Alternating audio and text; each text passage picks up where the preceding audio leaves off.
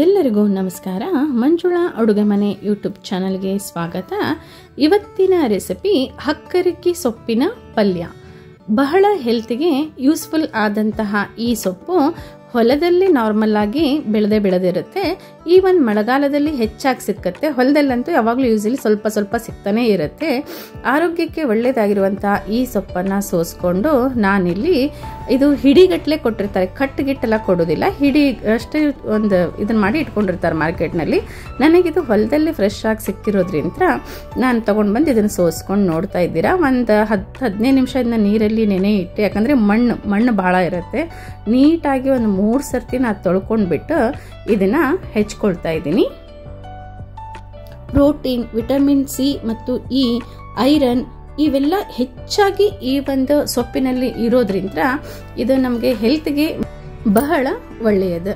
ಹೊಲದಲ್ಲಿ ಊಟ ಮಾಡುವಂತಹ ಈ ರೈತರ ಈ ಒಂದು ಹಸಿ ಈರುಳ್ಳಿ ಆಯಿತು, ಹಸಿ ಸಣ್ಣ ಸಣ್ಣ ಬದನೆಕಾಯಿ ಆಯಿತು, ಬೆಂಡೆಕಾಯಿ ಆಯಿತು, ಹಾಗೆ ರೊಟ್ಟಿ ಜೊತೆ ನಾವು ಹೇಗೆ ಉಪ್ಪಿನಕಾಯಿ ತಿಂತೀವೋ ಆ ರೀತಿಯಾಗಿ ತರಕಾರಿಯನ್ನು ತಿಂತಾರೆ. ನೋಡಿ, ನಾನಿಲ್ಲಿ ಒಂದು 2 ಈರುಳ್ಳಿಯನ್ನು ಕಟ್ ಮಾಡಿಕೊಂಡು ಫ್ರೈ ಮಾಡ್ಕೊಳ್ತಾ ಇದ್ದೀನಿ. 2 ಈರುಳ್ಳಿಗೆ ಸ್ವಲ್ಪ ಅರಿಶಿನ ಪುಡಿ ಹಾಕ್ತಾ ಇದ್ದೀನಿ, ಸ್ವಲ್ಪ ಇಂಗನ್ನು ಕೂಡ ಹಾಕ್ಕೊಂಡಿದ್ದೀನಿ. ಹಸಿ ಖಾರದ ಪೇಸ್ಟ್, ನಾರ್ಮಲ್ ಆಗಿ ಶುಂಠಿ ಬೆಳ್ಳುಳ್ಳಿ ಹಾಕಿ ಪೇಸ್ಟ್ ಮಾಡ್ಕೋತೀವಲ್ಲ ಆ ರೀತಿಯಾಗಿ. ಎಸಿಡಿಟಿ ಪ್ರಾಬ್ಲಮ್ ಇರೋರು ಹುರಿದ್ಬಿಟ್ಟು ಪೇಸ್ಟನ್ನು ಮಾಡ್ಕೊಳ್ಳಿ. ಹಸಿಮೆಣಸಿನ್ಕಾಯಿನ ನಡೆಯುತ್ತೆ ಅನ್ನೋದಾದರೆ ಹಾಗೆ ಪೇಸ್ಟ್ ಮಾಡ್ಕೊಳ್ಳಿ. ರುಚಿಗೆ ತಕ್ಕಷ್ಟು ನೋಡಿ, ಸೊಪ್ಪು ಬಹಳ ಅನಿಸುತ್ತೆ, ಕರಗೋಗ್ಬಿಡತ್ತೆ, ಉಪ್ಪನ್ನು ಮಾತ್ರ ನೋಡಿಕೊಂಡೇ ಹಾಕ್ಕೋಬೇಕಾಗತ್ತೆ. ಇವಾಗ ಕಟ್ ಮಾಡಿ ಇಟ್ಕೊಂಡಂತಹ ಹಕ್ಕರಿಕಿ ಸೊಪ್ಪನ್ನು ನಾನೇನು ಮಾಡ್ತಾ ಇದ್ದೀನಿ, ಆ ಒಂದು ಈರುಳ್ಳಿಯಲ್ಲಿ ಹಾಕ್ತಾ ಇದ್ದೀನಿ. ನಿಮಗೆ ಈರುಳ್ಳಿ ಒಳಗೆ ಮಾಡ್ಕೊಂಡು ತಿನ್ಬೇಕನ್ಸಿದ್ರೆ ಓಕೆ, ಹಾಗೆ ಬೇಡ ಅಂತಂದರೆ ಬೆಳ್ಳುಳ್ಳಿ ಫ್ರೈ ಕೂಡ ಮಾಡಿಕೊಂಡು ಮಾಡ್ಕೋಬೋದು.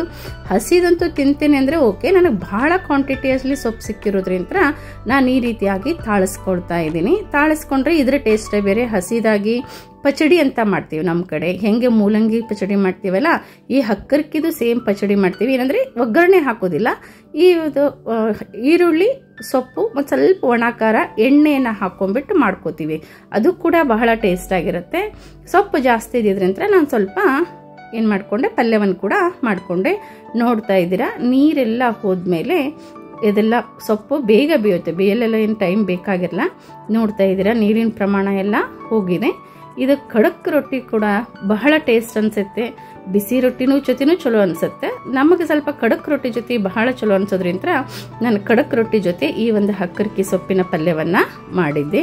ನಿಮಗೆ ಈ ವಿಡಿಯೋ ಇಷ್ಟವಾದಲ್ಲಿ ಲೈಕ್, ಶೇರ್, ಸಬ್ಸ್ಕ್ರೈಬ್ ಮಾಡುವುದರ ಜೊತೆಗೆ ಹೇಗಿದೆ ಎಂದು ಕಮೆಂಟ್ ಬಾಕ್ಸ್ನಲ್ಲಿ ತಿಳಿಸಿ. ಮತ್ತೆ ಮುಂದಿನ ವಿಡಿಯೋನಲ್ಲಿ ಸಿಗೋಣ. ನಮಸ್ಕಾರ.